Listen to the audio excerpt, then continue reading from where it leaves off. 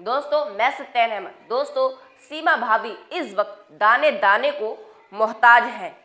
सचिन की जेब में पैसे नहीं है, घर से बाहर नहीं जा सकते।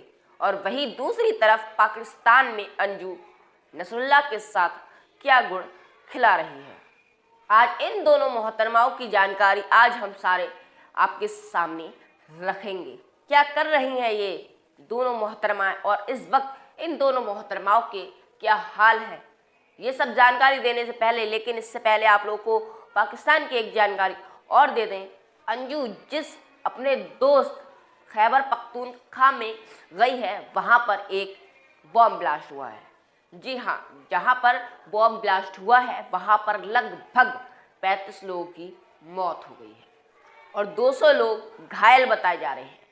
इस घटना में बॉम्ब ब्लास्ट होने पर घायलों की संख्या और मौतें होने वालों की संख्या ज़्यादा बढ़ सकती है। और ये बॉम्ब ब्लास्ट जामिया उलमाए की एक बैठक में हुआ था। विकिपीडिया के मुताबिक जामिया उलमाए पाकिस्तान की एक देवबंदी सुन्नी पॉलिटिक्स पार्टी है और इन सभी लोगों की एक बैठक हो रही थी। और ये पार्टी कोई आम पार्टी नहीं है, ये बड़े बड़े अच्छे लोगों की, बड़े बड़े अमीर लोगों की एक ये बैठक है, ये पार्टी है।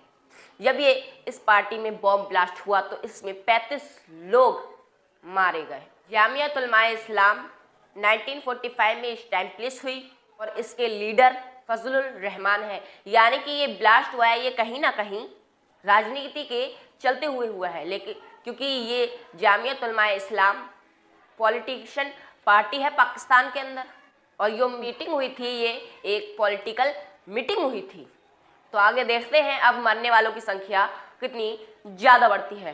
फिलहाल पाकिस्तान के अंदर लोगों के पास पैसा नहीं है, लेकिन बॉम्ब बनाने के लिए पाकिस्तान के अंदर हर किसी के पास पैसा है। फिलहाल अब अंजू की बात कर लेते हैं। अंजू ने अपने 2 बच्चों को छोड़कर, अपने पति को छोड़कर पाकिस्तान में जाकर के नसरुल्लाह के साथ निकाह कर लिया, शादी कर ली, फातिमा बन गई और इस्लाम को कबूल कर लिया।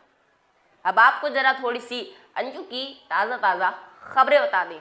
अब अंजू तो पाकिस्तान में जाकर के मौज कर रही है और पाकिस्तान के अंदर अंजू को 1 करोड़ के लगभग गिफ्ट मिल चुके हैं, जिसमें कि से एक 40 लाख रुपए का एक मकान यानी कि घर है, जो कि अंजू को एक बिजनेसमैन, जो कि एक बिल्डर भी है, जिसने गिफ्ट में किया है इस्लाम कबूल करने पर। उनका एक सोशल मीडिया पर वीडियो भी वायरल हो रहा है और वो कह रहा है कि हमने अंजू को यानी कि इसको घर इसलिए दिया है क्योंकि इसने इस्लाम कबूल किया है। हमारे बुजुर्ग ये परंपरा चलाते आए हैं कि जो भी इस्लाम कबूल करेगा दूसरे धर्म का, तो उसको तोहफों से नवाजा जाता है। तो ये छोटा सा तोहफा मेरी तरफ से अंजू को दिया गया है और 40 लाख का एक घर इनाम में दिया गया है और भी तोहफे इनाम में दिए गए हैं और एक चेक भी इनाम में दिया गया है और अंजू को बहुत सारे तोहफे मिले हैं। और ये खबरें पाकिस्तानी मीडिया रिपोर्ट के हिसाब से आ रही हैं।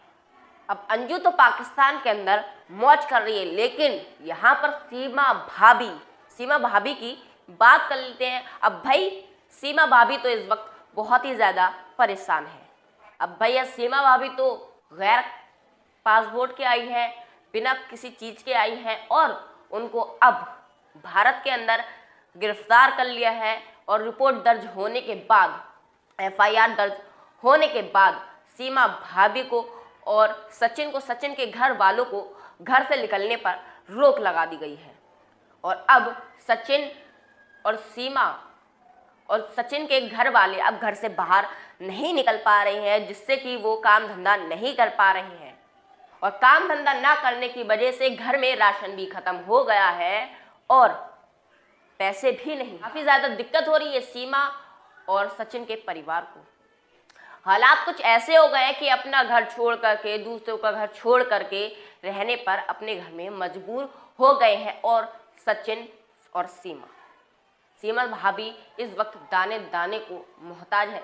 वही इस बात को लेकर के सीमा भाभी का एक इंटरव्यू भी बहुत ही ज़्यादा वायरल हो रहा है। सीमा भाभी उस इंटरव्यू में कह रही है कि जब मैं मरूं तो मुझे दफनाया ना जाए, मुझे जलाया जाए। और ये सीमा भाभी की उनकी दिल से आखिरी इच्छा बाहर आई है। ये दोनों मोहतरमाएं पिछले हफ्ते से काफ़ी ज़्यादा चर्चा में थी, इसीलिए इन दोनों के हालात बताना बहुत ही ज़्यादा ज़रूर थे।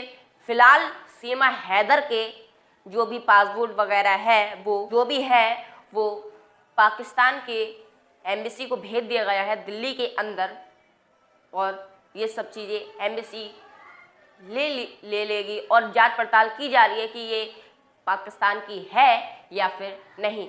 अब एम्बेसी का बयान आने तक सीमा हैदर को ऐसे ही रखाया जाएगा, और जैसा भी अब एम्बेसी का बयान आएगा उसी के तहत सीमा हैदर के ऊपर सज़ा दी जाएगी। फिलहाल आज की रिपोर्ट में बस इतना ही, और मिलते हैं एक और नई वीडियो के साथ। तब तक के लिए अपना ख्याल रखें।